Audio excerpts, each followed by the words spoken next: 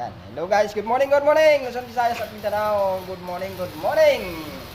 Kamusta po ang inyong umaga? Ngayon po ay araw ng linggo, no? Unang araw sa buwan ng Hunyo. So, lahat po ng mga kaibigan natin ay excited na, no? Sa ating inaabangan, no? Yung ay mga 5-9 pala.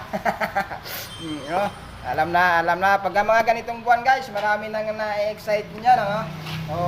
Pero bago tayo kung saan pa dumako, no? Simulan na po natin guys yung ating hashtag motivation, no? Samahan niyo po ako sa atin palang live video ngayong umaga guys. For today's video, hashtag motivation.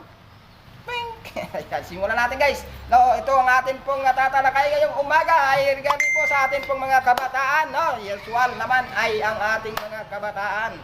Okay, sige.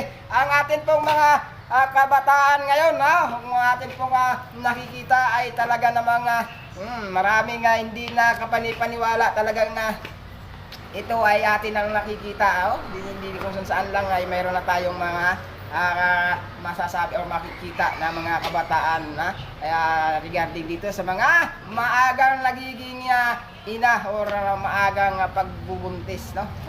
Mga edad palang 12, 13, 14, 15, 16, kung mga titingnan yung mga edad na yan ay dapat nasa paaralan pa, pero sa ganitong sitwasyon nila, no, ay hindi po talaga kaaya-aya tingnan, no? Lalo na siguro kung ang mga magulang na mayroong mga anak na ganito ang sinapit ay talagang malaking isang dagok ito sa mga magulang na talagang nagnanais sana ng magandang kinabukasan, no? So maraming salamat guys, no, sa atin pong mga kabubukas pa lang ng kanilang account. Magandang umaga po, Okay, doon sa mga kabataan po, mag-aral kayo. Huwag ninyong atupagin muna yung inyong mga palalab na yan or inyong mga puppy love na yan guys, no? Mga kabataan na ito.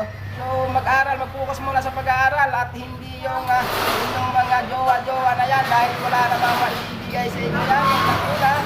Mga kababata nyo yan ay talagang kinakailangan nyo pang mag-aral para sa inyong kinabukasan, no? Yung mga batang ito, magsikap po muna kayo sa inyong pag-aaral. Bigyan pansin ng edukasyon dahil yan lang ang maipamamana ng mga magulang nyo, no? Ito yung kayamanan na hindi mananakaw ni numan, no?